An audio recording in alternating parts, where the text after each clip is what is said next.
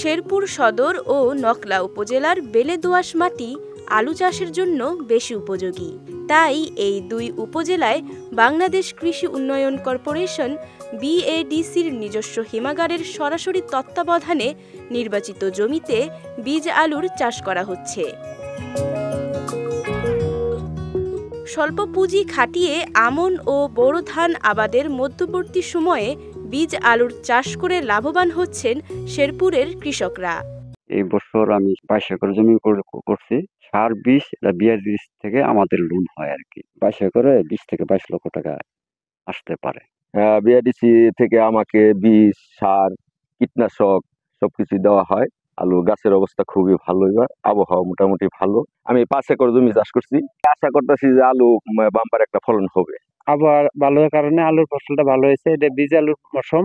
আলুর পর্যায়ে আমরা কাজ করি 600 টাকা দিন রোজ পাই। 3 মাস একটানা কাজ করতে পারি, ভালো সংসার চলে এটা দিয়ে।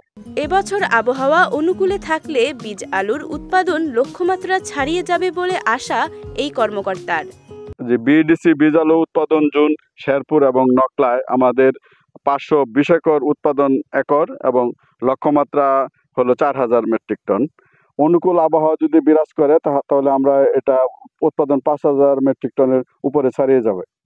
আমরা নকলা এবং শেরপুরকে 10টি পটেটো সিড উৎপাদন ভিলেজ করেছি নিবিড় তদারকির জন্য। এদিকে মাঠ পর্যায়ে কৃষি বিভাগ ও BADCর সহায়তায় কৃষকরা লাভবান হচ্ছে বলে জানান এই কৃষি কর্মকর্তা। 5296 হেক্টর জমিতে আলু আবাদ হয়েছে। আমাদের এই আলু চাষে কৃষকদেরকে আমরা প্রযুক্তিগত সহায়তা প্রদান করি। পাশাপাশি আমাদের BADCর মাধ্যমেও তাদেরকে আমরা ভালো বীজ সরবরাহ করতেছি।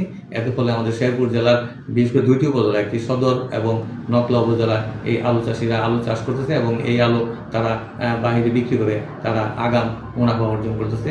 এতে করে আমাদের কৃষকদের অর্থনৈতিক লাভবান হচ্ছে।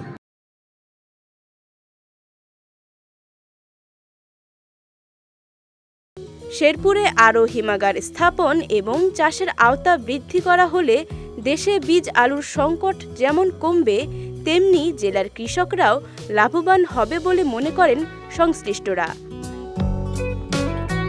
বিজয় টিভি নিউজ ডেস্ক।